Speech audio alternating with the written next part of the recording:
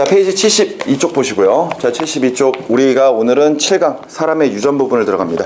우리가 그 전에 이제 6강을 통해서 이제 멘델의 유전 법칙을 통해 유전의 기본적인 원리에 대해서 우리가 좀 다뤘었어요. 그죠? 근데 실질적으로 이제 멘델의 이 유전 법칙에 따라서 우리는 우열의 법칙, 그 다음에 분리의 법칙 또는 이제 독립의 법칙해서 이런 법칙들에 관련된, 유전에 관련된 법칙들에 관련된 정리를 좀 해봤지만, 그때 이제 마지막 내용을 보면은 그런 멘델의 유전 법칙이 적용이 되지 않는 그런 현상들도 우리가 좀 살펴봤었습니다. 그죠?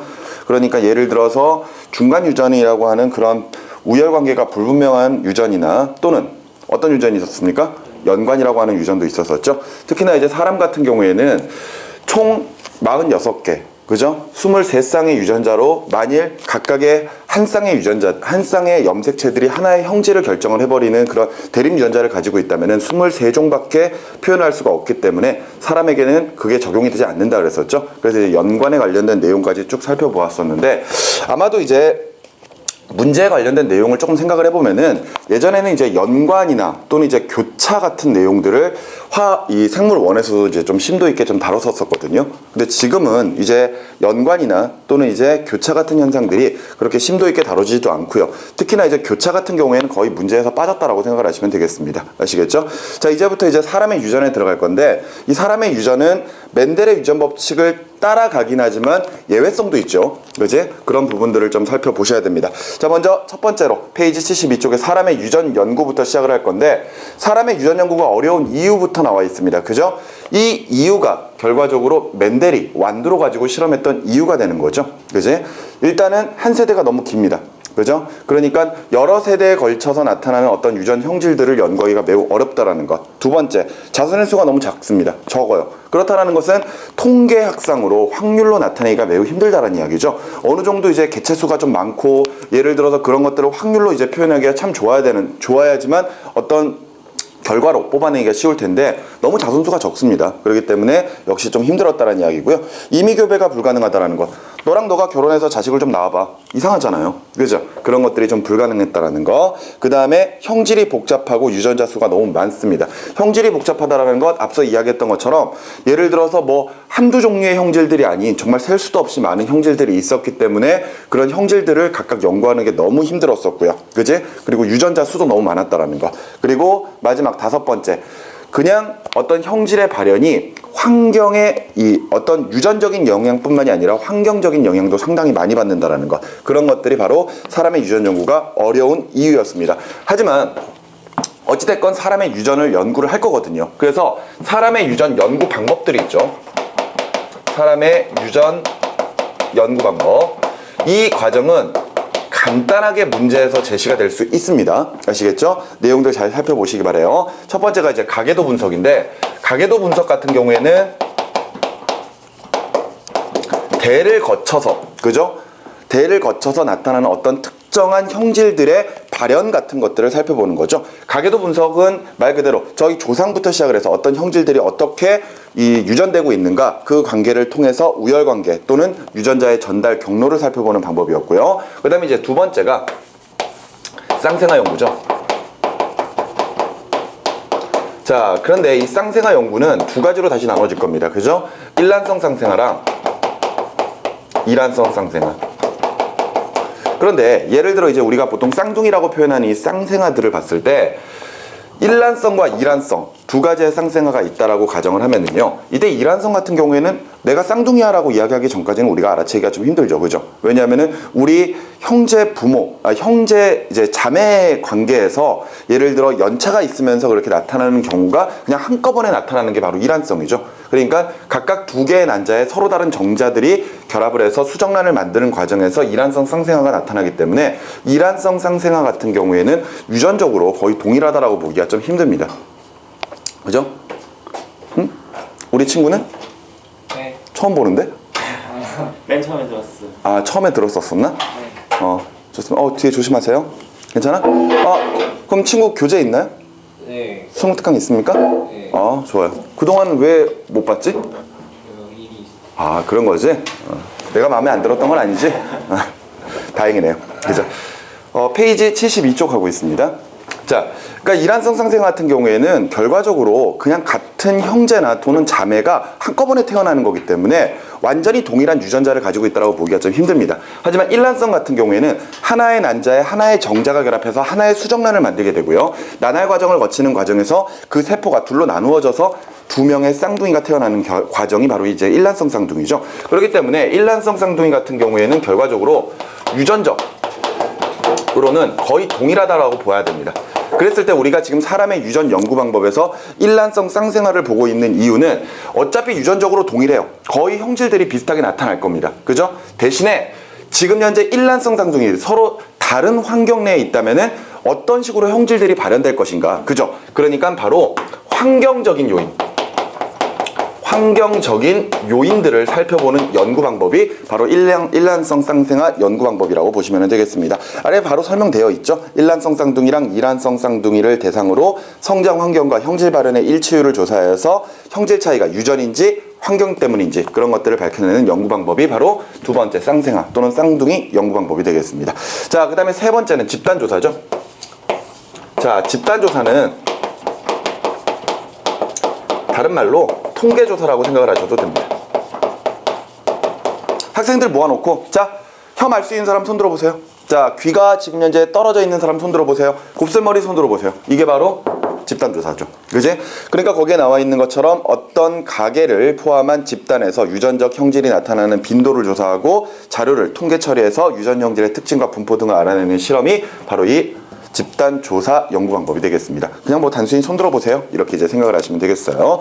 아래쪽에 탐구자료 살펴보기에는 앞서 이야기했었던 일란성 쌍둥이랑 이란성 쌍둥이의 각각 이런 차이들을 설명을 해놓고 있습니다. 그죠?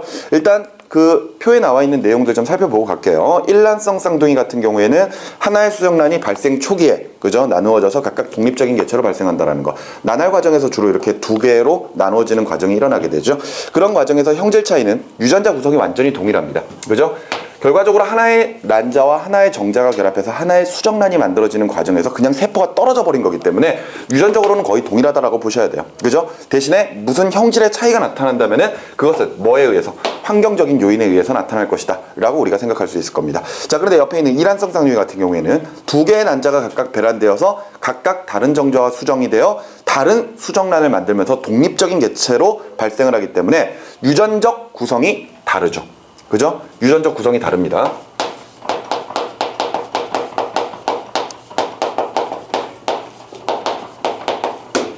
그렇기 때문에 예를 들어서 어떤 유전적인 영향으로 인해서 어떤 형질의 발현 여부와 함께 또한 환경적인 요인도 함께 살펴볼 수 있는 연구가 이제 이란성 쌍둥이가 되겠죠. 그런데 사실 이란성 쌍둥이로 가지고 연구하는 방법 같은 경우에는 결과적으로 그냥 같은 형제나 자매를 살펴보는 거랑 동일하기 때문에 크게 의미는 없어요. 그죠? 대신에 이제 많이 쓰고 있는 게 일란성 쌍둥이 연구 방법이다 라고 생각을 하시면 되겠습니다. 아래 그림 뭐 살펴보시면 되겠죠? 그지? 자, 이런 내용들은 뭐 기본이고요. 뒤로 넘어가셔서 페이지 73쪽부터 나와 있는 내용이 바로 이 7강의 포인트 부분이다 라고 보시면 되겠습니다. 자, 이제부터 사람의 유전에 관련된 내용들을 쭉 살펴볼 건데요. 어떤 형질을 발현시키는 유전자는 하나의 염색체 위에 특정 위치에 존재하면서 염색체의 이동과 함께 이동을 하죠. 그지? 같이 행동을 하게 됩니다. 그죠? 그랬을 때 각각 그런 유전자가 어떤 염색체에 의해서 전달이 되느냐에 따라 유전적인 발현 여부가 조금씩은 다를 겁니다. 그죠? 그런 내용들을 살펴보게 되는데 첫 번째가 바로 상염색체에 의한 유전이죠.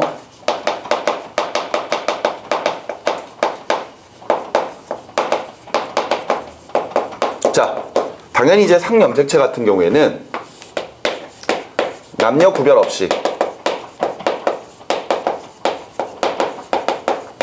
공통으로 가지고 있는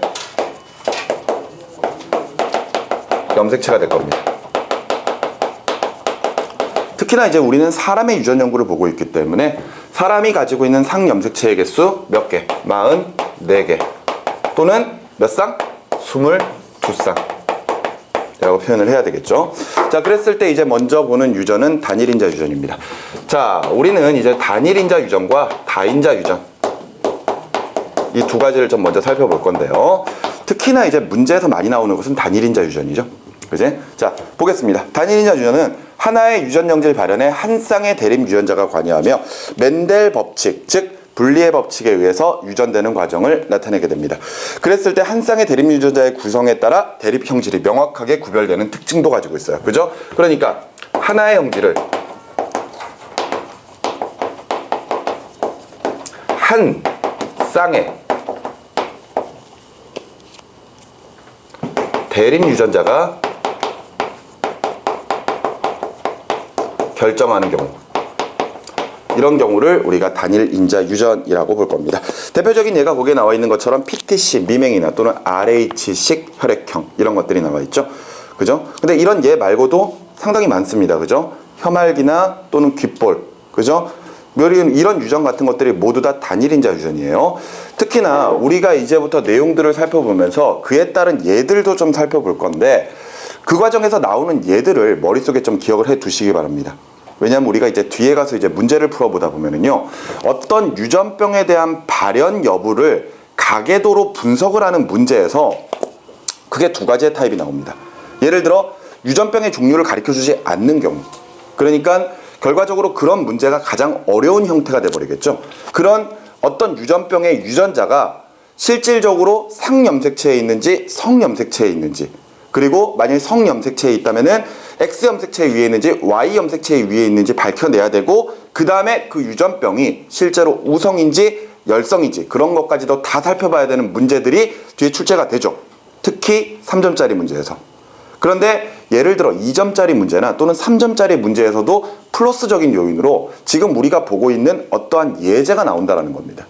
그러니까 예를 들어 한 가지 종류의 유전병이 아닌 두 가지 또는 세 가지의 유전병이 동시에 문제에 나와 있는 경우에, 예를 들어서 거기에 나와 있는 것처럼 PTC, 미맹 같은 것들 또는 RH식 혈액형 같은 것들, 그런 것들이 예로 딱 문제에 나와버리는 경우가 있어요. 그렇다면은 시간을 줄이기 위해서 당연히 PTC, 미맹이 나오면은 상염색체에 의한 단일인자 유전이구나, 이게 바로 이제 머릿속에 딱 드러나야 되겠죠. 그지? 그래서 그 예들을 좀 잘 살펴보라고 이야기를 하는 겁니다. 아시겠죠? 이렇게 이제 단일 인자 유전이 있고요. 그 밑에 보시면 복대립 유전이 있습니다. 복대립 유전. 자, 이 복대립 유전도 역시 마찬가지로 상염색체에 의한 유전으로 우리가 볼 수가 있을 텐데, 단일 인자 유전과 복대립 유전의 차이는 어떤 형질을 결정하는 유전자의 종류가 결과적으로 한 쌍이냐, 아니면은 예를 들어 3개 이상이냐, 그런 것들로 이제 보는 거겠죠. 하지만 결과적으로 복대립 유전도 하나의 형질을 한 쌍의 대립 유전자가 결정하는 것은 동일합니다. 그죠? 하지만 결과적으로 지금 현재 복대립 유전과 단일 인자 유전의 차이는 3개 이상의 대립 유전자가 존재한다는 거.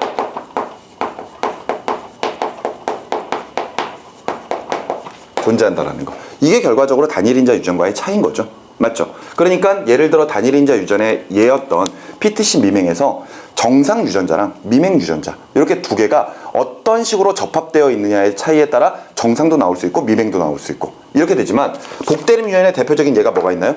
복대립 유전의 대표적인 예? 바로 AB5식 혈액형이죠. 이런 AB5식 혈액형 같은 경우에는 혈액형을 결정하는 유전자가 3가지가 있습니다. 그죠? 예전에 우리가 보통 이 2학년 때 이 생명과학을 배우면서 예를 들어 AB5식 혈액형 할 때 그냥 유전자를 A, B, O 이렇게 적었었나요? 선생님이 무슨 말 하는지 혹시 알겠습니까? 유전자 표현할 때? 우리 유전자 표현할 때 A, B, O가 있어 이렇게 표현하는 거 예전에 이렇게 표현했었나요? 아닌가요? 우리가 ABO식 혈액형을 표현할 때 그냥 문제를 빨리빨리 풀 때는 그냥 이렇게 적어도 상관이 없습니다. 그런데 아마도 이제 문제를 접하다 보면은 실질적으로 ABO식 혈액형 표현할 때 I, A, 그죠? I, B, 그 다음에 소문자 I 이렇게 표현하는 것도 아마 문제에서 본 적이 있을 겁니다. 그죠? 이게 결과적으로 A를 결정하는 유전자, 이게 B를 결정하는 유전자, 그리고 I는 O를 결정하는 유전자라는 것. 그지? 이런 것들 생각을 해보시면 좀 알아두셨으면 좋겠습니다. 밑에 나와 있네요. 그죠? 자, 복대림 유전 설명 좀 보도록 하겠습니다. 하나의 형제를 결정하는 데 3개 이상의 대립 유전자가 관여하는 경우를 복대림 유전이라고 하고요. 대립 유전자가 3 이상이기 때문에 유전형과 표현형이 굉장히 다양하게 나타나죠. 하지만 결과적으로 개체의 형질은 한 쌍의 대립 유전자에 의해서 결정되며 그 역시 대립 유전자의 유전 방식도 앞서 멘델의 유전 법칙을 그대로 따라간다라는 것. 그지? 그러면서 그 아래에 ABO식 혈액형 나와 있죠. 3가지의 대립 유전자 존재한다라는 것. 이랬을 때 이 ABO식 혈액형은 약간 좀 특이하게 지금 현재 상염색체에 의한 유전이면서 복대립 유전이고 앞서 봤던 것처럼 멘델의 법칙을 따라간다 그랬습니다. 분리의 법칙 따라간다라는 거죠. 우리가 지난 시간에 분리의 법칙에 대해서 이야기할 때 분리의 법칙은 예를 들어서 부모 대 순종 우성과 순종 열성이 교배를 해서 얻어진 자손 1대, 결과적으로 잡종이죠. 이형접합자. 그 이형접합자가 자가교배를 했을 때 나타나는 자손 2대가 우성 대 열성이 3대 1로 나온다 라는 게 이제 우리가 보는 분리의 법칙의 예였거든요. 그랬을 때 학생들이 자꾸 분리의 법칙을 그냥 우성과 열성이 3대 1로만 나온다, 그걸 자꾸 분리의 법칙이라고 생각하는데 그거라 그랬습니까? 아니라 그랬었죠. 그죠? 결과적으로 유전자가 따로따로 생식세포로 들어간다라는 게 바로 그 분리의 법칙이었죠. 맞죠? 그러면서 우리는 서턴과 모건의 염색체설에 의해서 결과적으로 염색체와 유전자가 함께 행동한다라는 것까지 접하게 되고, 따라서 그냥 염색체와 유전자를 동일하게 보고 이제 문제를 풀어나가는 거죠. 맞지? 그런데 분리의 법칙 따라갑니다. 결과적으로 부모가 가지고 있는 혈액형 유전자들이 자손에게 전달될 때 각각의 유전자들이 하나하나의 염색체와 함께 이동을 할 거거든요. 거기까지는 동일한데 이 3개의 유전자가 결과적으로 우열관계가 불분명한 경우도 있었었죠. 그죠? 바로 A와 B가 우열관계가 불분명했고 이 소문자 I, 즉 O형인 열성으로 작용을 했었습니다. 맞죠? 그래서 아래에 보면은 A형, B형, AB형, O형, A형, B형, 그 다음에 AB형, O형을 표현할 때 각각 유전자형이 A는 IA와 IA를 2개 가지고 있는 경우, 그리고 IA와 소문자 I를 가지고 있는 경우, 이 2가지가 모두 다 우리가 A형이라고 볼 수가 있었던 거죠. 결과적으로 얘는 동형접합자니까 당연히 A형일 거고, 그지? 얘네 같은 경우에는 이형접합자지만 A가 소문자 O에 대해서, 그러니까 O형에 대해서 우성이니까, 그지? 이렇게 돼도 A형으로 표현이 가능하다라는 거. B형 같은 경우에는 역시 동형접합자 IB, IB, 맞죠? 그리고 이형접합자 IB, 소문자 I, 요게 결과적으로 B형으로 표현할 수 있는 유전자형이었죠. 그지? 그리고 AB형은 우열관계가 불분명하기 때문에 나타나는 중간 유전이었습니다. IA, IB, 맞죠? 그리고 O형은 열성에 해당을 하기 때문에 소문자 I를 2개를 가지고 있는 동형접합자에서만 O형이 나타난다는 것. 그지? 그런 내용들이 밑에 교재로 나와 있네요. 그죠? 자, 우리 그 밑에 나와 있는 기출문제 다시 보기를 보면서 내용을 좀 살펴보도록 하겠습니다. 2009년에 출제가 됐었던 문제네요.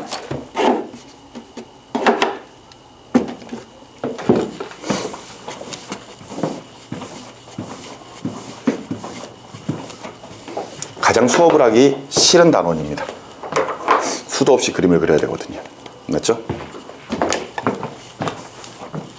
자, 일단 기출문제를 좀 보면은요, 그림 가는 어느 가족의 ABO식 혈액형에 대한 가계도이고 나는 사람 1과 5의 혈액에서 관찰되는 응집원과 응집소를 나타낸 것이다. 자, 지금 우리가 하고 있는 것은 복대림 유전 ABO식 혈액형을 보고 있어요. 그러니까 지금 현재 그림 나에 나와 있는 응집원이나 응집소 같은 경우에는 사실 크게 신경 쓸 필요는 없겠죠. 그냥 ABO식 혈액형을 연습을 하는 거니까. 그런 상태에서 우리 그림 가의 가계도를 좀 보도록 합시다. 남자와 여자가 결혼을 해서 자식을 2명 낳았어요. 그런 상태에서 남자아이는 AB형, 그 다음에 여자는 B형이었고요. 이 B형의 여자가 남자와 결혼을 합니다. 그죠? 그런 다음에 얻어지는 자손은 이렇게 지금 현재 물어보고 있는 거죠. 자, 그런데 문제에서 지금 4번과 5번 사이, 그러니까 지금 여기서부터 1번, 2번, 3번, 4번, 5번인데 지금 현재 4번과 5번의 사이에서 태어날 수 있는 아이 중에서 이와 같은 ABO식 혈액형의 유전형을 갖는 딸이 태어날 확률로 옳은 것은 하고 물어봤거든요. 그러면서 지금 2번 같은 경우에는 ABO식 혈액형 중에서 혈액형의 유전자형 중에 동형접합이라는 표현이 나와 있습니다. 맞죠? 그러면은 다시 여기를 좀 봐야 되겠네요. 지금 현재 1번과 2번의 부모 사이에서 3번과 4번의 자녀가 태어났는데 이때 2번 부모가 동형접합이라고 이야기를 했습니다. 그죠? 그렇다면 동형접합이라면은 이 경우 또는 이 경우밖에 없겠죠. 여기까지 무슨 말인지 이해되시죠? 그죠? 그런 상태에서 지금 현재 2번의 유전정을 알아야지만 4번과 5번 사이에서 똑같은 형이 나타날 수 있는 확률을 찾을 수가 있겠네요. 그죠? 그러면서 이제 나를 보면은 1번의 혈액과 5번의 혈액에 각각 응집원과 응집소를 각각 표현을 해놨습니다. 그죠? 그 내용은 이제 응집원과 응집소니까 그냥 내용만 살펴보면은 1번은 지금 응집원 A와 응집소 베타를 가지고 있거든요. 따라서 무슨요? A형이라고 결정이 되는 거죠. 그지? 그리고 5번 같은 경우에는 A 응집원과 B 응집원을 모두 다 가지고 있으니까 무슨형? A, B형. 이렇게 되어 있는 거죠. 그지? 자, 그런데 앞서 이야기했던 것처럼 2번 부모가 동형접합자라고 했습니다. 그런 상태에서 지금 1번 부모가 A형이라고 하는 것을 확실하게 됐어요. 그러면은 결과적으로 이거는 안 되겠죠. 네. 그러면 이거는 가능합니까? 네. 가능하죠. 이거 가능합니까? 네. 불가능하죠. 왜냐하면은 2번 부모가 만일 O형을 가지게 된다면은 절대 B형이 나타날 수가 없는 현상이 벌어질 겁니다. 따라서 2번 부모는 무슨 형이다? B형이다. 그리고 지금 현재 IB와 IB를 모두 다 가지고 있는 이런 동형접합자이다. 여기까지 우리가 해석을 할 수가 있는 거죠. 자, 그런 상태에서 4번 부모랑 5번 부모, 4번과 5번 사이에서 자녀가 태어날 겁니다. 그래 놓고 이제 2번과 똑같은 형태가 나타날 수 있는 것 이렇게 물어보는 거잖아. 그럼 얘 유전자형 알아야 되겠지. 맞지? 얘가 지금 2번 부모로부터 무조건 뭘 받게 되죠? IB를 받게 되죠. 맞죠? 그런데 이때 1번 부모가 A형인데 결과적으로 1번 부모도 동형접합자라면은 그러니까 IA와 IA를 둘 다 가지고 있는 상태라면 절대 B형 나타날 수 없겠죠. 따라서 A 부모도 IA와 소문자 I를 가지고 있는 바로 2형 접합자이다 라는 것까지도 우리가 판단할 수 있을 겁니다. 당연히 1번 부모가 4번에게 뭘 줘야 된다? I를 줘야 된다. 소문자 I를 줘야지만이 결과적으로 4번 B형이 나타날 수 있을 것이다. 그럼 얘는 뭐 두말할 것도 없죠. IA와 IB 이 두 가지를 다 가지고 있어야 되겠네. 그러면 나타날 수 있는 자녀들은 자 하나하나 해보면은 IA와 IB가 만나는 경우, 그죠? 또는 IA와 소문자 I가 만나는 경우, 그 다음에 IB와 IB가 만나는 경우, 그 다음에 IB와 소문자 I가 만나는 경우, 이렇게 해서 네 가지의 형태가 나타날 수 있을 겁니다. 요거는 당연히 AB형일 거고요. 요거는 A형이죠. 얘는 B형일 거고, 그죠? 얘 같은 경우에는 B형이겠네요. 그죠? 근데 문제에서는 2번 부모와 같은 유전형을 가진 아이가 태어날 수 있는 확률은? 하고 물어봤거든요. 그죠? 그런데 여기서 본다면은 지금 현재 B와 동일한 형태의 유전형을 가질 수 있는 확률은 몇 퍼센트? 25%. 4분의 1이네요. 근데 여기서 놓치지 말아야 될 것은 그렇죠. 딸이 태어날 확률이죠. 그죠? 이때 남자와 여자 사이에서 아들과 딸이 태어날 수 있는 확률은 2분의 1입니다. 그죠? 결과적으로 여성은 무조건 X 염색체밖에 못 주니까 아버지가 X를 주느냐 Y를 주느냐 그 차이가 있겠죠? 따라서 여기까지 하고 4분의 1 끝내면 안 되는 거지. 항상 유전문제는 이렇습니다. 그죠? 딸이 태어날 수 있는 확률까지 감안을 해야 되겠죠? 2분의 1을 곱해주면 되겠네요. 따라서 몇 분이면? 8분의 1이다. 이게 바로 지금 현재 기출문제 다시 보기에 나와 있는 문제의 풀이 과정이다 라고 보시면 되겠습니다. 사실 간단한 문제예요. 굉장히 간단한 문제고 사실 여러분들이 직접 이렇게 풀어나가시면은 별로 시간이 걸리지 않는 그런 문제였습니다. 하지만 실질적으로 뒤에 가서 가계도 조사, 가계도 분석 문제들을 풀어보면 한 문제에 시간 굉장히 오래 걸리는 경우도 상당히 많죠. 그지? 유전 문제는 항상 시간이 오래 걸릴 수 있다는 것을 머릿속에 염두에 두고 다른 문제에서 시간을 충분히 얻으셔야 됩니다. 알겠죠? 이런 문제가 나온다면 그나마 다행인 거죠. 오케이? 어서오세요.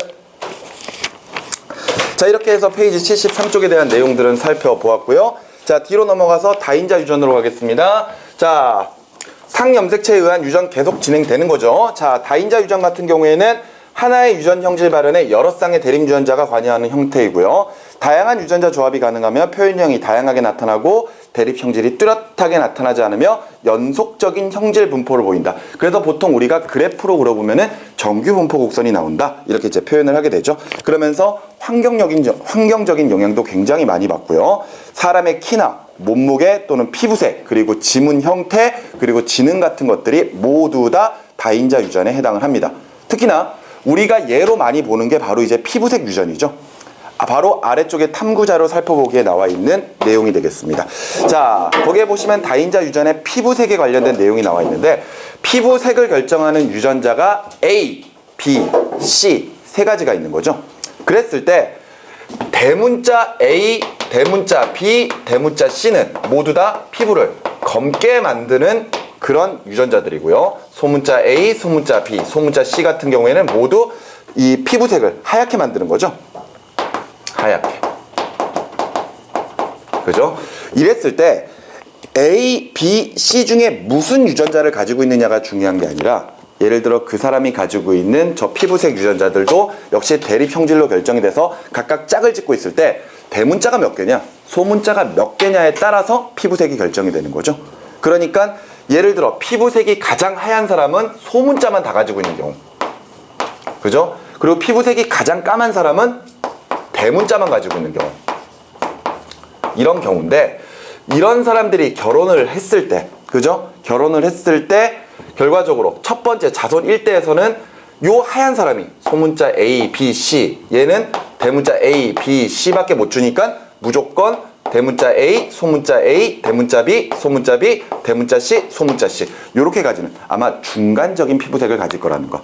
그런데 이때 서로 같은 유전자형을 가지고 있는 사람들, 요 사람들끼리 결혼을 해서 자식을 낳으면은 이때 나타날 수 있는 자손의 유전자형은 몇 종류?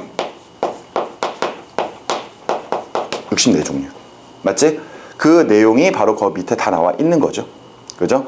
이렇게 해서 각각 64종류의 이 유전자형을 가지고 있는 사람들의 피부색을 분석을 해봤을 때, 앞서 이야기했던 것처럼 어떤 유전자를 가지고 있느냐가 중요한 게 아니라 대문자, 소문자를 몇 개씩 가지고 있느냐가 관건일 때, 그것을 그래프로 표현해 보면은 거기에 나와 있는 그래프처럼 이런 식으로 정규 분포 곡선이 나오게 되는 거죠. 그죠? 이쪽이 가장 하얀 사람, 이쪽이 가장 까만 사람이라면은 중간의 피부색을 가지고 있는 사람들이 가장 많이 나타날 것이라는 것. 그지? 이게 바로 다인자 유전에 관련된 내용입니다. 그런데 문제를 보면은 피부색으로 가지고 우리가 이제 많이 좀 보고 있는데, 사실 피부색에 관련된 문제는 예전에 참 많이 나왔었거든요. 지금도 많이 안 나옵니다. 지금 많이 안 나오고, 도리어 몸무게나 또는 지문, 그런 걸로 가지고 이제 문제가 상당히 많이 다뤄지거든요. 근데 뭐 그런 예들을 우리가 보지 않는다면 어떻게 문제 풀어야 되지? 이렇게 생각을 할 수 있지만, 앞서 이야기했던 것처럼 얘들을 좀 알아두셔야 됩니다. 아시겠죠? 몸무게나 또는 지금처럼 피부색이나 또는 지능이나 또는 지문, 이런 것들이 나오면은 저런 것들은 상염색체에 의한 유전 중에서 다인자 유전에 해당한다 라는 것을 기억을 해두시고, 다인자 유전은 정규 분포 곡선을 가져야 된다 라는 것들을 기억을 해두시면 되겠습니다. 문제에서 항상 이렇게 우리가 비교를 하게 되죠. 이런 식의 그래프 형태를 나타내는 경우랑 이렇게 나타나는 경우, 두 가지를 비교를 할 겁니다. 그죠? 이랬을 때 이런 정규 분포 곡선이 나오면은 다인자 유전에 해당하는 형질이고, 이렇게 어떤 비율이 3대 1로 두 가지가 딱 나오게 되면은 이런 경우는 단일 인자 유전에 의한 그런 형질이다 라고 생각하시면은 문제 푸는 데는 특별히 어려움이 없을 거라고 생각을 합니다. 아시겠습니까? 자, 됐고요. 자, 그럼 뒤로 넘어가서 페이지 75쪽으로 가겠습니다.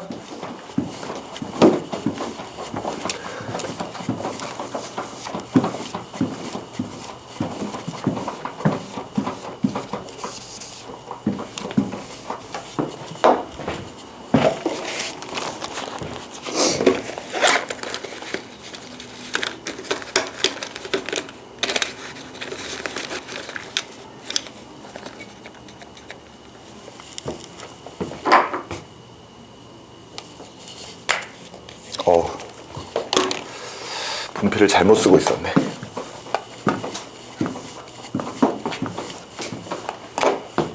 자, 그러면은 페이지 75쪽으로 넘어가시면은 이번에는 성염색체에 의한 유전이 있습니다. 앞서 우리가 봤었던 상염색체에 의한 유전, 그리고 이제부터 보게 되는 성염색체에 의한 유전의 결정적인 차이는 남녀 발생 빈도의 차이죠. 그죠? 앞서 우리가 봤었던 상염색체에 의한 유전은 단일인자 유전이든 다인자 유전이든 결과적으로 남녀가 공통으로 가지게 되는 그런 염색체에 의해서 유전이 되다 보니까 남녀의 발생 빈도의 차이가 전혀 일어나지 않습니다. 그런데 성염색체에 의한 유전은 결과적으로 X염색체의 유전자가 있느냐 또는 Y염색체 위에 유전자가 있느냐에 따라서 남녀 발생 빈도에 차이가 생길 수밖에 없는 거죠. 그러다 보니까 예를 들어 우리가 문제에서 예를 들어 어떤 자손의 어떤 유전 형질이 나타나는 것을 퍼센테이지로 보여줄 때 예를 들어 여아에게서 몇 퍼센트가 나타났고 남아에게서 몇 퍼센트가 나타났다라는 이런 문구가 나오면 무조건 성염색체라고 의심을 해야 됩니다. 아시겠습니까? 일단 의심하고 문제를 들어가야 돼요. 알겠죠? 상염색체라면 보통 그런 문구가 잘 나타나지 않거든요. 근데 그런 문구가 있다면은 이거는 성염색체에 의한 유전일 가능성이 상당히 높다 해서 성염색체부터 먼저 해보는 게 나을 겁니다. 아시겠죠? 어차피 우리는 일단 시간을 줄이는 게 우선이거든요. 자, 첫 번째로 사람의 성 결정 방식이 있는데 이거는 뭐 별 내용은 아니죠. 그지? 결과적으로 부모가 있을 때 각각 부모는 44개의 상염색체와 아버지는 XY의 성염색체를 가지게 될 거고 어머니는 44개의 상염색체와 XX의 성염색체를 가지게 되다 보니까 이렇게 감수 분열에 의해 만들어지는 정자 또는 난자가 가질 수 있는 그런 염색체들은 아버지 같은 경우에는 두 종류가 또 가능한 거죠. 22개의 X 또는 22개의 Y 요게 가능할 것이고요. 어머니는 무조건 22개의 X밖에 못 주겠죠. 맞지? 그러니까 예를 들어 요렇게 만나면은 여아가 요렇게 만나게 되면은 남아가 발생을 하게 될 겁니다. 맞죠? 이런 내용은 사람의 성 결정 방식이니까 뭐 그냥 보시면 되겠고요. 우리가 보셔야 될 것은 그 두 번째에 나와 있는 거죠. 자, 성염색체에 의한 유전이 일어날 때 X 염색체 위에 유전자가 있는 경우 무슨 유전? 반성 유전이라고 하죠? 좋습니다. 반성 유전이에요. 자, X염색체에 의한 유전을 반성 유전이라고 하고요. 특정 형질을 결정하는 유전자가 X염색체 상에 있는 경우에 결과적으로 발생 빈도가 남녀에 따라 달라지게 될 겁니다. 남자 같은 경우에는 X염색체가 하나밖에 없기 때문에 예를 들어 X염색체 위에 어떤 유전 형질을 어떤 유전병을 발현시키는 그런 유전자가 존재한다면 무조건 될 수밖에 없겠죠. 근데 예를 들어 그 유전병 유전자가 열성인 경우에는요. 여자 같은 경우에는 X가 2개 있다 보니까 예를 들어 하나만 가지고 있는 경우에는 정상 유전자에 비해서 열성이라면 그 어떤 유전병이 발현이 되지 않겠지만 예를 들어 동형접합자 유전병을 2개를 다 가지고 있는 경우는 그때는 분명히 발현이 될 겁니다. 그러다 보니까 당연히 남녀 발생 빈도에 차이가 생길 수밖에 없겠죠. 자, 대표적인 예가 뭐가 있습니까? 정록생맹. 정록생맹. 붉은색과 녹색을 잘 구별하지 못하는 생명이죠. 아마 여러분들 신체 검사할 때 이거 생명 검사하지 않았었습니까? 혹시 생맹이나 아니면 색약 나온 학생 있나요? 뭐 나왔어요? 저 정록 색약인가? 색약? 녹색 색약인가 그래요. 아, 그래요? 녹색을 다른 색깔과 잘 구별을 못한다. 그래요? 전혀 그렇지 않죠. 네. 그죠? 색약은 사실 크게 문제는 없습니다. 그리고 정록생맹 같은 경우에는요, 적색과 녹색을 잘 구별을 못하는 거거든요. 그러니까 아예 구별 못하는 게 아니에요. 구별은 하는데 순간적으로는 헷갈릴 수가 있다는 겁니다. 그래서 사실 사람이 사는데 별 지장은 없어요. 근데 이 생맹 이야기 하다 보면은 학생들이 가끔 물어보는 것 중에 하나가 선생님 그럼 정록생맹이면은 운전을 못해요? 이런 말을 하는 학생들이 있거든요. 신호등. 그렇지 않니? 못하잖아요. 그 신호등 보면은 신호등은 적색하고 붉은색 아니야? 우리 예전에 너네 유치원 다닐 때 신호등 그리라 그러면은 빨간색, 파란색, 노란색 이렇게 색깔칠을 했었잖아요. 그런데 실제로 밖에 나가서 신호등 보면 어떻습니까? 녹색이에요, 녹색. 그죠? 그럼 녹색하고 붉은색을 구별하지 못한다면은 운전을 못할까요? 근데 다 하지 않아요? 다 하지 않냐? 그지? 왜 그럴까? 신호등 위치. 위치. 야, 근데 생각해봐. 순간적으로 운전하는 과정에서 그 신호등을 판단을 해야 된다면은 위치만으로 판단하기 되게 힘들지 않을까요? 다른 차. 다른 차들? 야, 굉장히 위험한 생각을 하고 있네. 다른 차들이 쓰면은 쓰고 가면은 가겠다. 어우, 끔찍하네요. 신호등을 잘 보세요. 이게 정말 우리 주변에서 이렇게 흔하게 보는 어떤 이런 것들이 그냥 대충 만들어진 게 아니에요. 잘 보시면은요, 신호등이 그냥 램프 하나만 이렇게 딱 켜서 색깔을 나타내고 있는 게 아니라 조그마한 LED 같은 것들이 잔뜩 박혀 있는 모습을 볼 수가 있을 겁니다. 근데 그걸 가만히 이렇게 살펴보시면은요, 녹색의 색깔 사이사이에 파란색의 색깔들이 포함이 되어 있어요. 그러니까 정록생명은 순간적으로 적색과 녹색을 잘 구별 못하는 거지, 그걸 완전히 구별 못하는 건 아니거든요. 다른 색깔들은 다 구별해버립니다. 그러니까 그렇게 해놓으면은 거기에 대해서 전혀 문제가 없겠죠. 그지? 그래서 운전이 가능한 거예요. 근데 생명이 정말 심하면은요, 운전하기 조금 힘들 수도 있습니다. 되니? 이런 식이에요. 자, 정록생명이 있고요. 그 다음에 혈우병. 그리고 거기에 나와 있는 피부 얼룩증 같은 게 있는데, 주로 이제 많이 다뤄지는 것은 정록생명이죠. 그죠? 정록생명, 그리고 혈우병도 많이 다뤄집니다. 자, 제일 먼저 보니까 혈우병 생명유전이 나와 있는데, 색을 구별하는 시각세포인 원뿔세포에 이상이 생긴 그런 유전병이 정록생명이고요. 이 정록생명은 유전병이 X염색체 위에 이렇게 존재를 하고 있죠. X염색체 위에 이렇게 존재를 하는데, 이때 얘네들은 열성입니다. 열성으로 작용을 하고 있죠. 그래서 남자인 경우에는 예를 들어 XY라면은 정상이죠. 그죠? XY라면 정상이지만 예를 들어 X 하나를 이렇게 가지고 있다면은 당연히 생명으로 나타나게 될 겁니다. 그죠? 근데 여자인 같은 경우에는 예를 들어 XX라면은 당연히 정상일 거고요. X에 하나만 이렇게 가지고 있는 경우, 이 경우에는 당연히 이 생명 유전자가 열성으로 작용하니까 정상 유전자를 하나라도 가지고 있다면은 이때는 역시 정상으로 나타날 겁니다. 대신에 이런 사람들을 우리가 뭐라 부르죠? 그렇죠. 보인자라고 표현하고 있죠. 그런데 두 개를 다 가지고 있습니다. 그지? 이때는 동형접합으로서 각각 생명이 나타나 버리겠네요. 맞죠? 이게 정록생명입니다.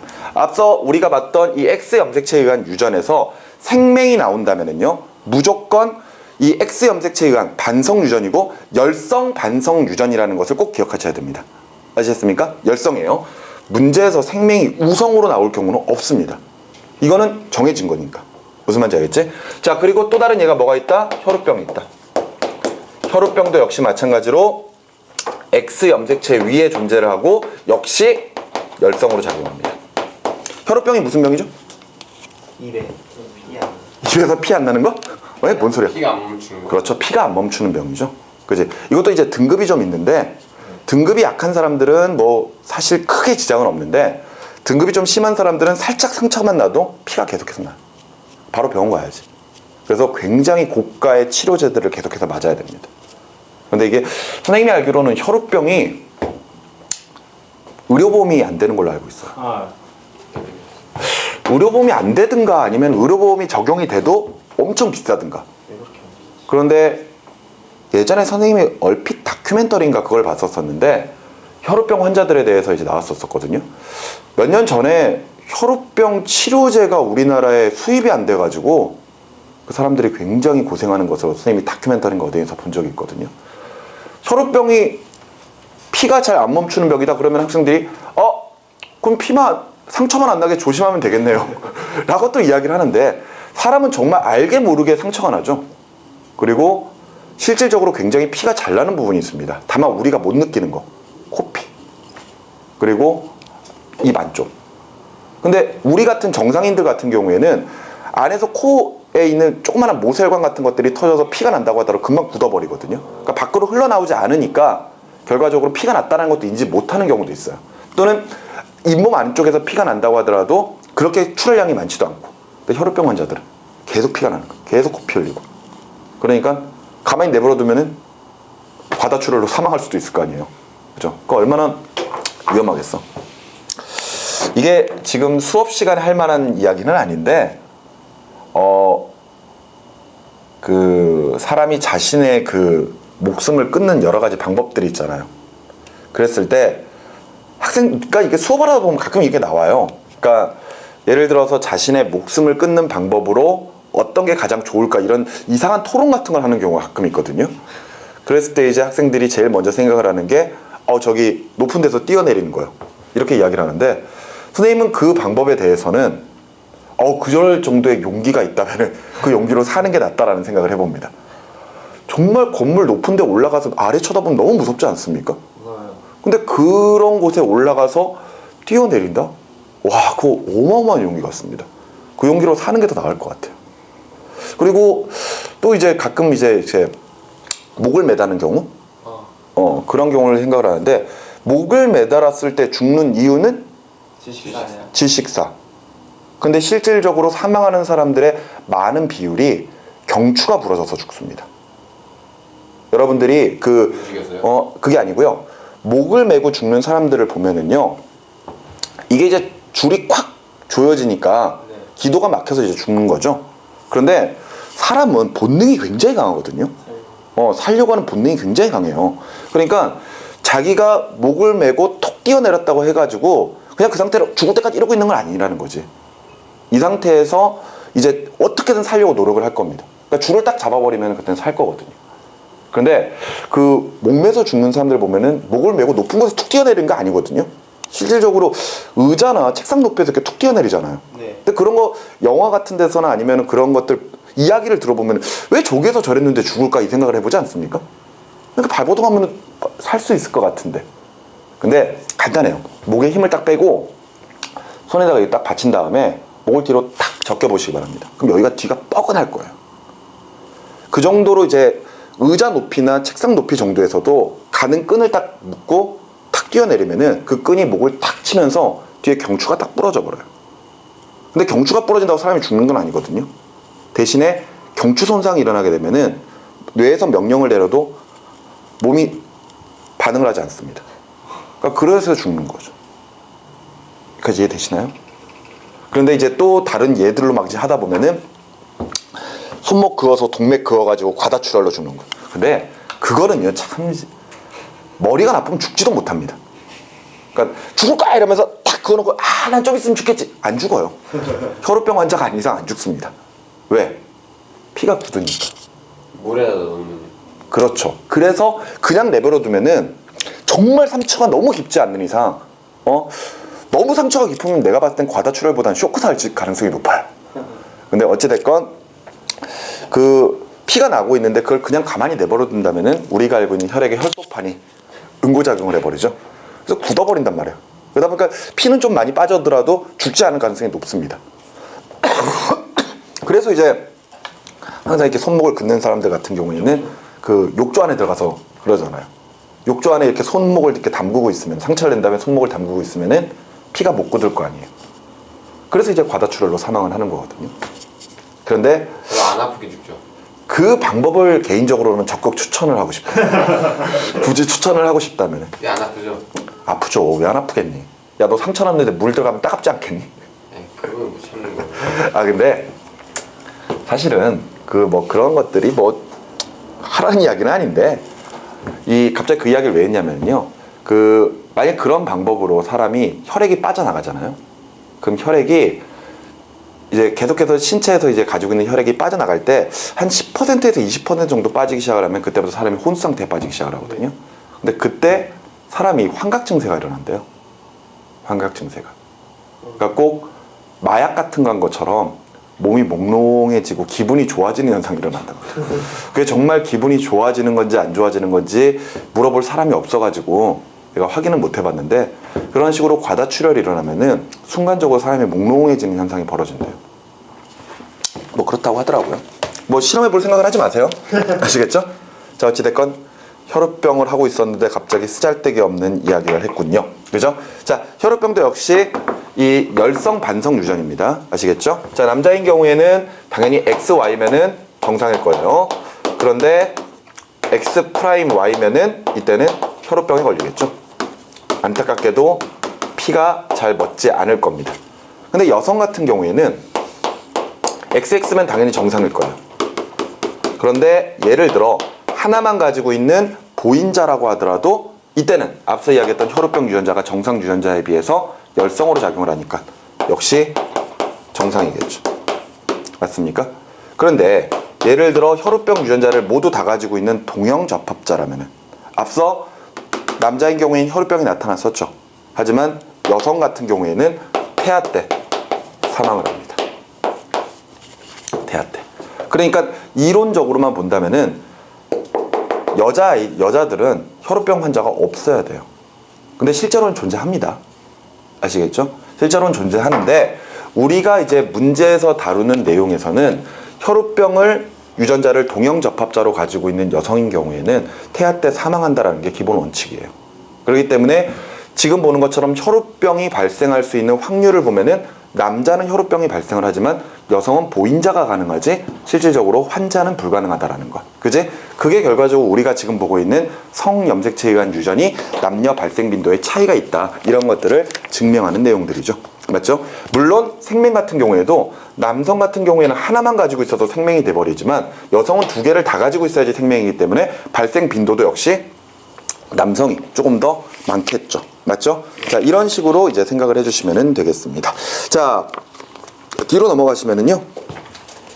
뒤로 넘어가시면 성염색체에 의한 유전 분석하기 뭐 초파리에 관련된 내용이 나와 있는데 붉은 눈, 흰 눈 과정이네요. 이거는 뒤에 문제에 나와 있으니까 우리 문제를 통해서 한번 좀 이야기를 해보도록 하겠습니다. 우리가 지난 시간에 이 앞서 멘델의 유전 법칙에 관련된 내용을 하고 그다음에 문제를 좀 풀어봤을 때 2점짜리 문제를 좀 풀어봤었거든요. 근데 2점짜리 문제는 선생님이 쭉 훑어봤는데 그렇게 어려운 문제는 없는 것 같아요. 쉽게 좀 갈 수 있는 내용인 것 같으니까 일단 우리 2점 테스트는 여러분들이 좀 직접 해주시기 바라고요. 3점 테스트 문제를 한번 같이 한번 좀 풀어보도록 하겠습니다. 자, 미리 문제를 좀 풀어본 학생들이 있는지 모르겠는데 문제가 뭐 한 문제 한 문제가 대단히 어려운 건 아니지만 조금 시간이 오래 걸리죠. 그렇기 때문에 한번 내용들이 어떻게 나오는지 한번 따져가면서 한번 보도록 하겠습니다. 문제가 3점짜리가 8문제밖에 안 되네요. 금방 할 수 있을 것 같습니다. 자, 한번 3점짜리 문제 페이지 80쪽에 있는 내용 한번 살펴보도록 하겠습니다. 자, 먼저 1번 어떤 유전병에 대한 가계도이고요. 대립유전자 A와 A'이라고 합시다. A'에 의해서 결정되며 A는 A'에 대해서 우성이다 라고 되어 있습니다. 자, 일단 가계도는 일단 그려놓을게요. 가계도를 그려놓으면은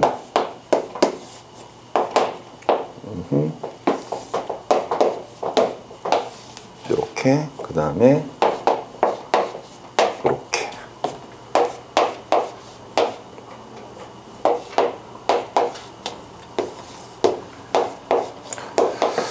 자, 지금 문제에서는 여기가 지금 1번이고 여기가 지금 2번이라는 것만 알려줬고요. 유전병을 표현해보면 요게 유전병, 그죠? 그 다음에 요거 유전병, 여기 유전병, 여기 유전병 이렇게 되어 있네요. 응? 1번이 여자구나. 요게 아니죠. 1번 됐습니까? 네. 자, 이렇게 나와 있는 거죠. 자, 지금 어떤 유전병을 지금 유전자에 의해서 A 또는 A'에 대해서 어떤 유전병이 발현될 것이다. 이렇게 문제까지 알려줬고요. 지금 가계도에서 지금 각각 남자와 여자들이 어떤 유전병들을 가지고 있는지 이런 식으로 쭉 표현을 해놨습니다. 그죠? 근데 우리가 문제를 봤을 때 여기에 나와 있는 문제 내용만으로만 본다면은 많은 것들이 지금 밝혀져 있지 않아요. 예를 들어서 이 유전병이 상염색체에 의한 유전인지 아니면 성염색체에 의한 유전인지도 안 밝혀져 있고요. 그죠? 그리고 마찬가지로 지금 현재 요것도 잘 보셔야 되죠. 지금 여기에서 A와 A' 이렇게 나와 있는데 요렇게 되어 있을 때 맞지? 요렇게 되어 있을 때 실질적으로 A가 정상인지 아니면은 A가 유전병을 발현시키는 건지 이게 전혀 표현이 안 되어 있단 말이에요. 그러니까 우리가 그런 것까지도 우리가 생각을 좀 해봐야 되겠죠. 자, 가계도에서 딱 눈에 띄는 그런 가계도가 있습니다. 바로 요거죠. 여기에 보시면은 정상인 부모 사이에서 유전병 환자가 나타났습니다. 맞죠? 일단은 지금 남자도 유전병이 나타나고 여자도 유전병이 나타나는 것으로 보아서는 지금 현재 얘네들은 거의 상염색체의 유전이라고 봐야 되겠죠. 그 상태에서 지금 현재 A와 A' 이 두 가지가 A가 우성이라고 그랬거든요. 그랬는데 지금 2번 자식이 태어나기 위해서 정상인 부모들이 결혼을 했는데 이때 유전병이 나타났다는 것은 유전병이 여기에 숨어 있다는 이야기죠. 따라서 앞서 분명히 A가 우성이라 그랬었으니까 결과적으로 그냥 대문자 A만 적혀 있는 경우가 정상인 거고, 그지? 요게 유전병을 발현시키는 유전자일 것이다. 이렇게 이제 판단할 수가 있겠네요. 그죠? 그럼 다시 가보면 되겠죠. 요거는 뭐지? A 프라임, A 프라임이 돼야 될 것이고요. 지금 이 사람은 정상이니까 말 그대로 하나만 가지고 있을지, 아예 없을지, 아니면은 하나를 가지고 있을지, 그지? 확인이 아직 안 되는 거죠. 그런데 밑에 자식들 중에서 유전병을 가지고 있는 사람이 나타났으니까 이 부모도 무조건 보인자겠구나, 이렇게 확인이 가능할 겁니다. 다시 정리 좀 해보면은요, 유전병을 가진 사람들은 다 동형접합자겠죠? 자, 다 동형접합자일 것이고요. 그죠? 지금 1번은 정상입니다.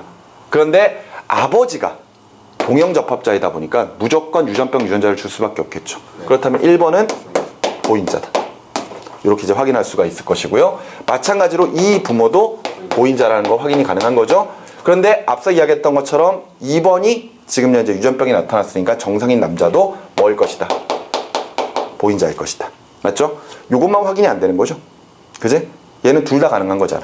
맞지? 자, 그렇다면은 옳은 것을 가도록 하겠습니다. 기억. A'은 유전병 대립 유전자이다. 그렇죠. 숨겨져 있는 그런 형질이기 때문에 열성으로 작용하고 있는 그런 유전자입니다. 그죠? 따라서 유전병 기억은 맞는 이야기가 되겠고요. 니은 1번의 자녀가 A를 가질 확률은? 하고 물어봤습니다. 1번의 자녀, 그러니까 둘이 결혼하는 거죠? 네. 둘이 결혼을 했을 때 이 자녀들이 대문자 A를 가질 수 있는 확률입니다. 근데 지금 현재 요 아버지는 A 프라임밖에 못 줘요. 근데 네. 맞지? 그런 다음에 요 1번 부모가 A를 줄 수도 있고 또는 A 프라임을 줄 수도 있는 거잖아. 그러니까 나타날 수 있는 자식은 결과적으로 보인자 아니면은 유전병 환자겠죠. 맞지? 그러니까 대문자 A를 가질 수 있는 확률은 요거 한 경우밖에 없으니까 확률 몇 퍼센트? 50%. 2분의 1이 돼야 되겠죠. 그렇기 때문에 니은은 틀린 말이 되겠고요. 2번의 부모는 둘 다 이형접합자죠. 그러니까 옳은 것은 기억과 디귿 두 가지로 체크를 해주시면 되겠습니다. 됐죠? 자, 2번으로 가보도록 하겠습니다. 어떤 집안의 유전병과 ABO식 혈액형에 대한 자료이다. 자, 지금 두 가지 이상의 형질들이 각각 나타나 있습니다. 그런 상태에서 가계도부터 먼저 좀 그려놓고 갈게요.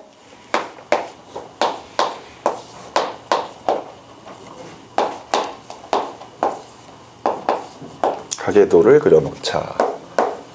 누가 대신 가계도를 좀 쫙 그려놓고 있었으면 좋겠어, 수업하는 동.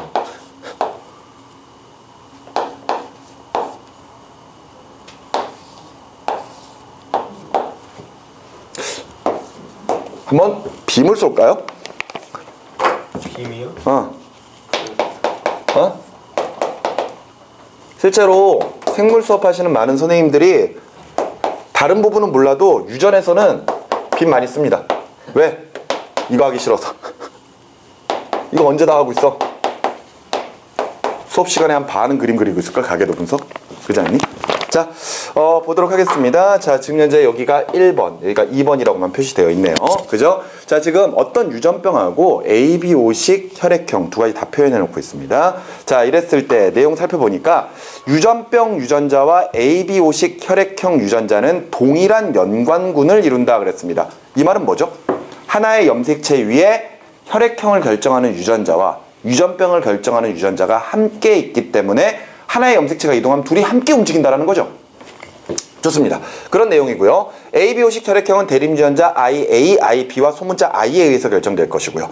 유전병은 대립유전자 T와 T'에 의해서 결정되며 T'이 유전병 대립 유전자라고 그랬습니다. 그리고 유전병 유전자가 T'T'인 태아는 자연 유산된다. 안타까운 이런 사실이죠. 그런데 이제 유전병 환자들을 좀 표현을 해보면은 유전병 더럽게 많네요. 유전병, 그죠? 유전병, 왕자들이 많아. 유전병, 그죠?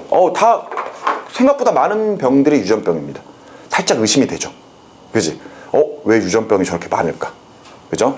자, 보는 것처럼 유전병이 표현 형식이, 그러니까 결과적으로 혈액형은 유전자가 IA, 그 다음에 IB, 그 다음에 소문자 I 이렇게 표현된다 그랬고, 유전병은 t와 t 프라임으로 이렇게 표현이 된다 그랬었잖아요. 그런데 여러분도 우리가 앞에서 봤을 때 ABO식 혈액형은 상염색체에 의한 유전이었습니까? 성염색체에 의한 유전이었습니까? 상염색체에 의한 유전. 거기다 복대림 유전이었죠. 그러면은 혈액형의 유전자와 유전병의 유전자가 함께 움직인다라는 것은 유전병도 결과적으로 어디에 있는 것이다? 상염색체에 있는 것이다. 이렇게 우리가 판단할 수가 있는 거겠죠. 그렇다면은 지금 현재 유전병도 지금 현재 상염색체에 의해서 같이 움직일 거란 말이에요. 그런데 그렇다면은 남녀 발생 빈도의 차이는 일단 없다라는 이야기고요. 그지? 그래 놓고 왜 저렇게 저런 유전병들이 많이 나타났는가? 그런 것들을 좀 살펴봐야 될 거 아니에요. 맞죠? 근데 보니까 지금 현재 요 부모랑 요 부모 사이에서 둘 다 유전병이 있는데도 불구하고 뭐가 나타났어요? 정상이 나타나 버렸죠. 네. 그렇다면 정상 유전자가 지금 유전병 유전자에 숨어 있다라는 거잖아. 네. 맞지? 그렇다면 우리가 생각하는 거랑은 다르게 지금 이게 유전병 유전자인데 이때 유전병인 부모 사이에서 정상이 나타날 수 있다는 것은 도리어 유전병 유전자가 어떻게 작용을 하고 있다? 우성으로 작용을 하고 있다. 이렇게 볼 수가 있겠네요. 요거는 뭐 당연히 이렇게 될 것이고요. 그죠? 좋습니다. 그렇다면은 한번 정리를 한번 해보도록 합시다. 결과적으로 유전병 유전자가 우성으로 작용을 하게 되니까 하나만 가지고 있어도 무조건 유전병이 될 거예요. 그런데 앞서 봤던 것처럼 요 유전병인 부모들 사이에서 정상이 나타났습니다. 정상이 나타났기 때문에 결과적으로 둘 다 열성인 정상 유전자를 줘야 된다는 거죠. 그러니까 요 사람은 라지 T가 될 것이고요. 이 사람은 라지 T 보인자. 그죠? 얘도 이런 식이 될 겁니다. 그죠? 그래도 결과적으로 유전병이 하나만 있어도 유전병이 발현이 돼버리는 거죠. 지금 여기에서는 유전병이니까 T'T도 될 수도 있고 아니면 TT도 둘 다 가질 수도 있겠네요. 맞죠? 아직 확인 불가능하고요. 자, 그 다음에 여기 이 사람 정상입니다. 그러려면 무조건 라지 T만. 그런데 이 사람은 라지 T 프라임 라지 T. 그죠? 아니면 두 개 다 가질 수도 있죠. 근데 바로 보니까 여기 정상 나타났잖아요. 그러니까 이 사람 이거 돼야 되겠지? 네. 정상은 무조건 라지 T. 그런데 유전병이란 말이에요. 유전병이라면은 라지 T 프라임 라지 T 또는 라지 T의 프라임 라지 T 프라임. 이렇게도 될 수가 있겠네. 맞지? 그런데 이렇게만 본다면은 지금 현재 1번과 2번의 유전병을 확인할 수가 없거든요. 2번 확인하십니까? 2번? 가만히 있어보자. 2번은 가능하네요. 그죠? 요것만. 그지? 왜냐면은 요 부모가 무조건 라지 T밖에 못 주니까. 그지?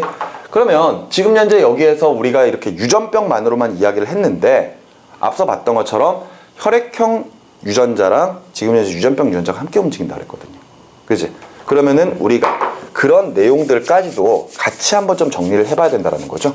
원래 이렇게 표현을 해야 되지만 쓰기 귀찮으니까 그냥 이렇게 합시다. A, B, O. 오케이? 자, 그러면은 보자고요.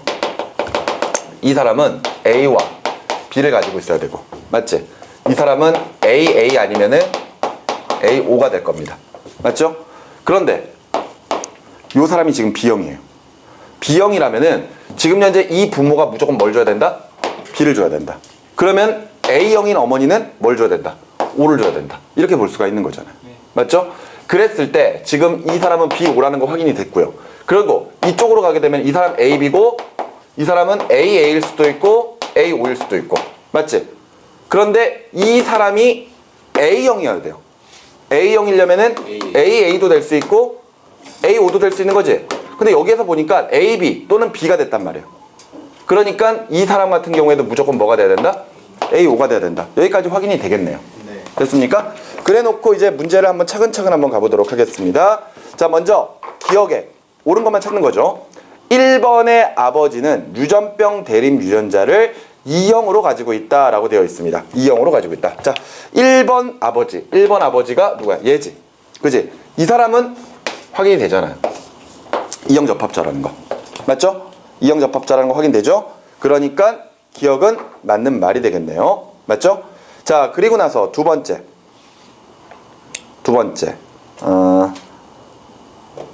오케이. 두 번째. 2번에서 T'은 I와 연관되어 있다라고 되어 있거든요. 자, 한번 좀 차근차근 좀 볼까요? 지금 보니까 여기서부터 봐야 되겠네요. 2번에서의 T'이니까 요게 지금 현재 가만히 있어 보자. 상관없지. 자, 이 상태에서 이 T'이 혈액형과 함께 움직여야 되는 거니까. 그지? A랑 함께 움직이고 있는 것이냐 아니면 O랑 함께 움직이고 있는 것이냐 그런 것들 좀 살펴봐야 되는 거겠죠? 맞지? 자, 뭐 다른 걸로 확인할 수 있는 게 있나? 1번에 D-D 죽지 않아요? 어떤 거요? D'D'은 죽지 않아요? 어? 1번에 1번에 이거? 자연유산인데요. 대안. 아, 그러네. 자연유산 그랬지? 그럼 이건 안 되네? 무조건 안 되네? 그지? 이건 무조건 안 될 거고. 됐어. 이건 됐고. 그럼 다 확인이 되는 거네, 이거는. 그지? 그 상태에서 지금 이게 어떻게 함께 움직이냐라고 보고 있는 거죠. 그러면은 한번 좀 생각을 해보도록 합시다. 자, 2번이 중요한 게 아니라 나머지 사람들을 좀 보자고요. 나머지 사람들을 보면은 지금 이 사람이 정상이에요. 그죠? 이 사람이 정상인데 A, B형이려면은 무조건 아버지가 뭘 줘야 된다는 얘기야. B형을 줘야 된다는 얘기지. B형. 네. 무조건 B형을 줘야 된다는 이야기잖아. 네. 그리고 어머니가 무조건 A형을 줘야 된다는 이야기잖아요. 네. 이때 어머니는 A5라는 게 확실되어 있습니다. 맞죠? 그 상태에서 혈액형과 유전병 유전자가 함께 움직여버려요. 그러니까 결과적으로 하나의 T는 아버지의 뭐로부터? B로부터. 맞지? 그리고 하나의 정상적인 T도 어머니의 뭐로부터? A로부터 왔다라는 거잖아요. 여기까지 무슨 말인지 이해됩니까? 그러면은 요 어머니가 결과적으로 A5라고 했을 때, 그지? IA에다가 함께 가지고 다니는 유전자형은 뭐가 돼야 되는 거지? 정상적인 T가 돼야 되는 거지? 여기까지 이해가 됩니까? 네. 그리고 I, 소문자 I에다가, 그지? 뭘 가지고 다녀야 되는 거야? T'을 이렇게 갖고 다녀야 되는 거겠죠? 여기까지 이해됩니까? 이 아버지는 무조건 IA에다가 정상적인 T를, 그 다음에 IB에다가도 정상적인 T를 갖고 있어야지만 안 나타날 거 아니에요. 자, 얘가 지금 현재 유전병이에요. 아버지는 무조건 A를 주겠죠. 네. 그러면은 무조건 IA 하나에다가 대문자 T를 가지고 있어야 될 겁니다. 그렇다면은 결과적으로 A가 유전병을 가지기 위해서는 어머니가 유전병 유전자를 줬다는 이야기잖아요. 그럼 뭐가 돼야 돼? 이걸 줘야죠. 안 그래? 네. 그러니까 I, T 프라임. 그렇다면 이것도 확인이 되네요. 어떤 걸로? A5로. 여기까지 됐습니까? 이해됩니까? 예. 따라서 니은의 2번에서 T 프라임은 I와 연관되어 있다. 맞는 말이죠? 네. 여기까지 이해됐습니까? 그런 다음에 디귿이에요. 1번과 2번 사이에 I가 태어날 때 이 I가 A형이면서 유전병이 나타날 확률. 자, 어찌됐건 지금 현재 이 사람의 혈액형이 뭐지? B5지? 맞죠? B5 이거 확인된 거잖아요. 맞죠? 그러면은 자녀 중에 A형이 나타날 수 있는 확률부터 한번 먼저 보도록 합시다. 아시겠죠? A형이 아니다. 어차피 따로따로 봐야 되는 거니까, 유전병까지 같이 봐야 되는 거니까 여기도 아까처럼 정리를 좀 해볼까요? 지금 현재 2번 부모는 이거라는 거 정리됐잖아. 맞지? 네. 2번 부모는 이걸로 정리가 됐으니까 얘도 한번 그렇게 따져보도록 하자고. 이걸로 확인을 해보면 되겠네. 맞지? A, B형, A형이에요. B는 무조건 누가 줘야 돼요? 아버지가 줘야 될 거 아니야. 맞지? 네. 그러니까 I, B에 뭐가 연관되어 있다? I, B에 정상적인 T가 연관되어 있는 거잖아요. 맞지? 그러면 어머니가 주는 I에도, IA에도 뭐가 있어야 된다? 정상적인 T가 있어야 된다는 거잖아요. 네. 여기까지 정리됐습니까? 네. 자, 근데 여기 B형이에요. B형. B5란 말이야. B 누가 준 거? 아버지가 준 거. 맞지? 그러니까 I, B에는 정상적인 T가 같이 연관되어 있어야 되겠죠. 근데 대신에 어머니가 뭘 준 거야? 5를 준 거지. 그죠? 5를 준 거잖아요. 근데 거기에 뭐가 온 거야? 유전병 유전자가 온 거죠. 이렇게 된 거잖아요. 여기까지 이해되셨습니까? 그러면은 여기 지금 현재 아버지도 결정이 됐습니다. 그러면은 결혼을 할 거예요. 아시겠죠? 결혼을 할 건데 아버지가 줄 수 있는 생식세포는 IBT랑, 그지? 소문자 I에다가 T' 줄 수 있죠. 어머니가 줄 수 있는 건 IAT에다가, 그지? 소문자 I, T' 줄 수 있죠. 그럼 나타날 수 있는 유전자형을 보자고. 먼저 이 경우는 IAT에다가 IBT를 가질 수 있죠. 이 경우는요, IBT에다가 소문자 I, T' 가질 수 있죠. 이 경우는요, IAT에다가 소문자 I, T' 가질 수 있죠. 이 경우는요, 소문자 I T 프라임, 소문자 I T 프라임 이렇게 가질 수 있지. 그런데 이 경우는 어떻게 되죠? 이 경우는 사망. 그죠? 문제에서 A형이면서 유전병이 나타날 수 있는 확률입니다. 얘는 혈액형 AB형, 얘는 B형, 얘는 A형. A형이 나타나면서 유전병이 나타날 수 있는 확률은 전체 3개 중에서 하나. 맞지? 따라서 확률이 2분의 1이 아니라 3분의 1이. 네. 형이요. 잠깐만. 네. 이러다 죽겠다. 네. 그 병 유전자 T 다시 가요. 네. I랑 연관돼 있는 거잖아요. 네. 그럼 다른 거랑은 연관 안 돼 있는 거죠? 안 돼 있는 거죠. 근데 어떻게 음. AB형이 병이 걸릴 수가 있어요? 어떤 게요? 가장 첫 번째 남자 아빠요. 가장 이거? 네. 야, 너 문제를 잘못 해석하고 있구나. 따로따로지. 상관없다니까, 그거는. 상관없어요? 지금 이쪽 부모대에서 각각 혈액형 유전자의 그 유전병 유전자가 있을 수도 있는 거고 없을 수도 있는 거야. 다 따로따로 보고 있는 거야. 무슨 말인지 이해되니? 무조건 여기에 이게 연관되어 있어야 된다는 뜻이 아니에요. 그래요? 그럼요. 그냥 아이에다가 소문자 T가 될 수 있는 거지. 네. 다만 이 부모가 이렇게 돼 있는 것 뿐이야. 네. 오케이? 네. 무조건 그게 아닙니다. 아시겠죠? 자, 그래서 이번 문제는 해결이 됐죠? 디귿만 틀렸나요? 따라서 옳은 것은 기억과 니은 두 가지 체크해 주시면 되겠습니다. 됐죠? 자, 그런 다음에 3번으로 좀 넘어갈까요? 3번 문제는 예전부터 많이 보던 문제입니다. 굉장히 많이 보던 문제인데, 표는 철수 어머니를 제외한 나머지 가족 구성원의 유전병 가의 유무. 그림은 이 가족에서 유전병 가의 발현에 관여하는 대립유전자 A와 A'의 DNA 상대량을 나타낸 것이고요. 설명으로 옳은 것은 했습니다. 자, 아버지 유전병 있고 철수 유전병 있고 누나 유전병 있습니다. 형은 없네요. 그죠? 그런데 옆에 나와 있는 DNA 상대량을 보면은요, 아버지는 A와 A'을 각각 1씩 가지고 있고요. 철수는 A'만 2를 가지고 있습니다.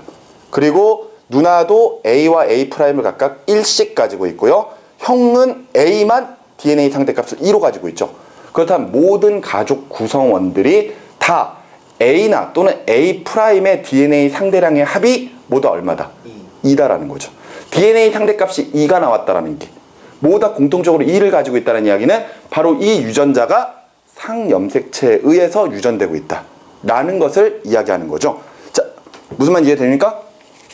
아니면은 예를 들어 뒤에 있는 문제 7번을 잠깐 좀 보시기 바랍니다.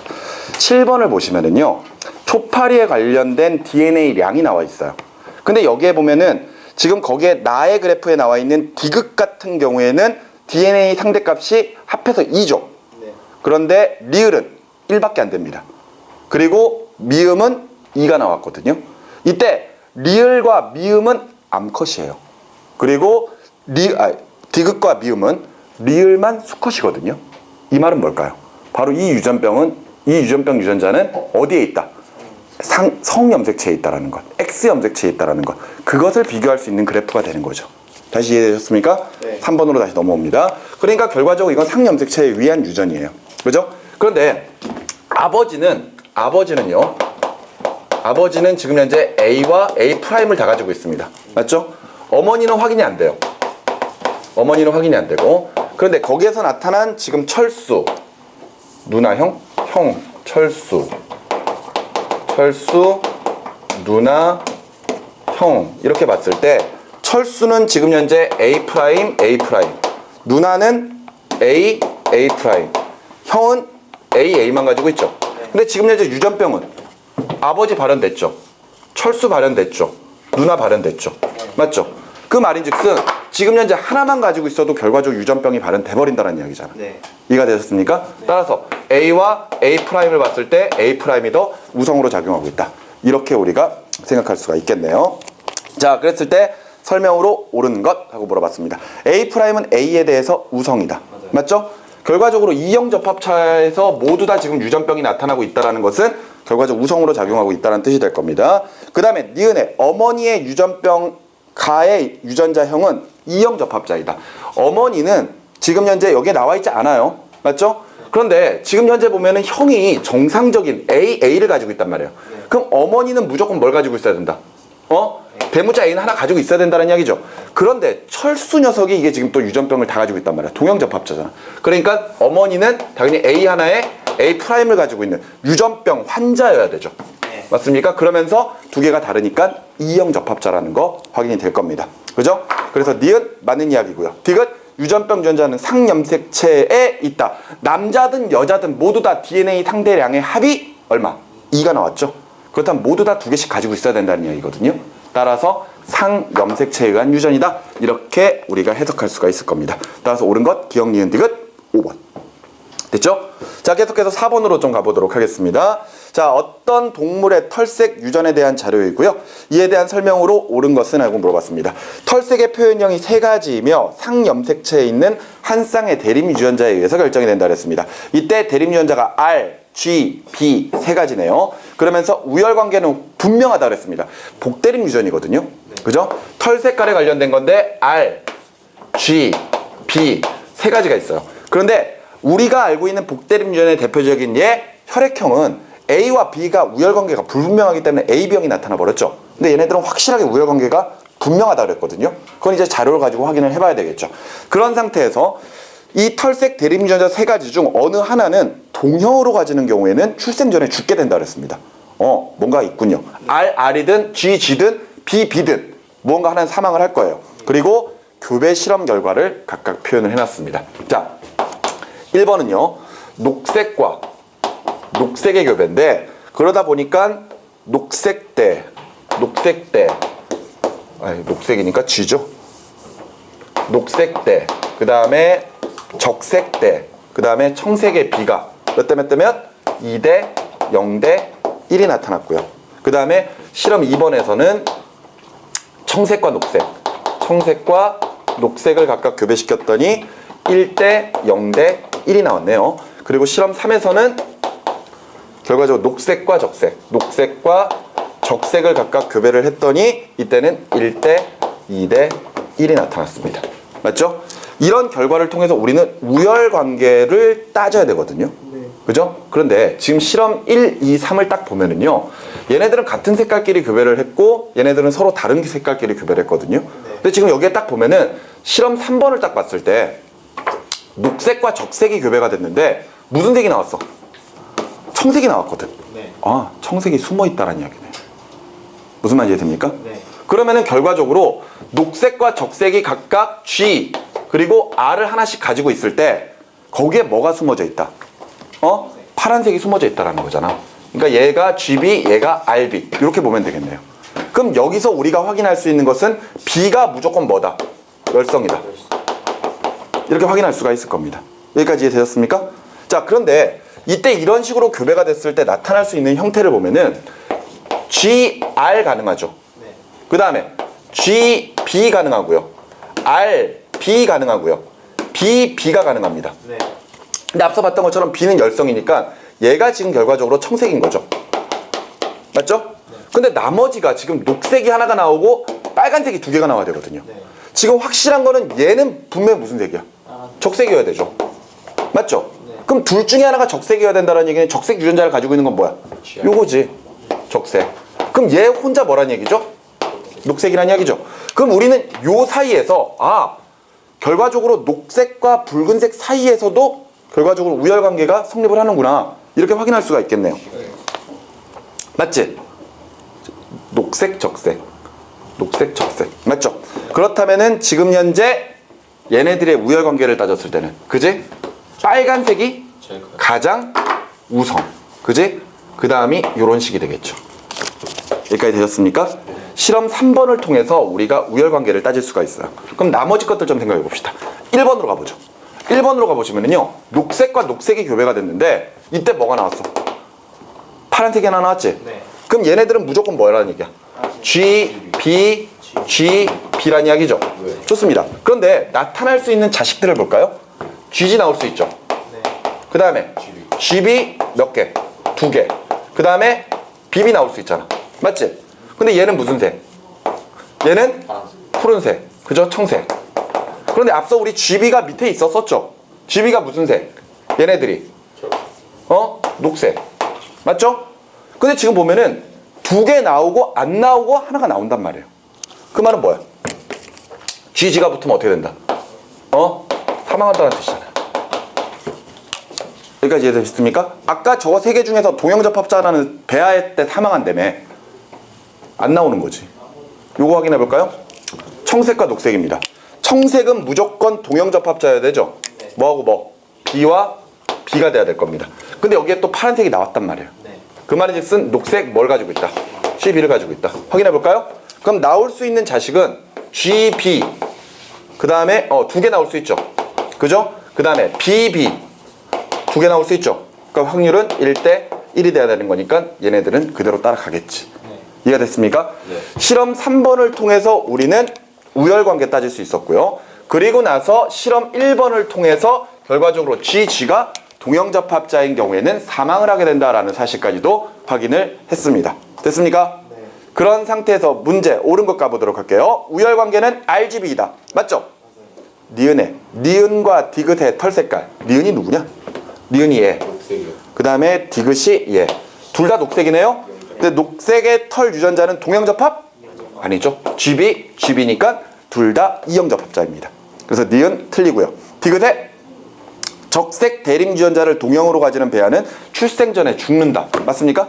아니죠. 실험에서 확인한 것은 GG가 죽죠. GG가. 네. 맞죠? 원래 게임에서 GG 치면 죽는 거잖아. 그렇지 않니? 쟤만 죽어요. 알겠습니까? 한 가지만 죽는다 그랬으니까 GG만 사망을 하게 될 겁니다. 되셨습니까? 자, 이렇게 해서 우리가 문제 4번까지 좀 풀어봤습니다. 시간 관계상 일단 4번 문제까지만 풀 거고요. 다음 시간에 수업 시작 전 5번 문제부터 먼저 풀이하고 8번까지 푼 다음에 다음 단원으로 넘어가도록 하겠습니다. 아시겠죠? 자, 생물 수업은 여기까지입니다. 수고하셨어요.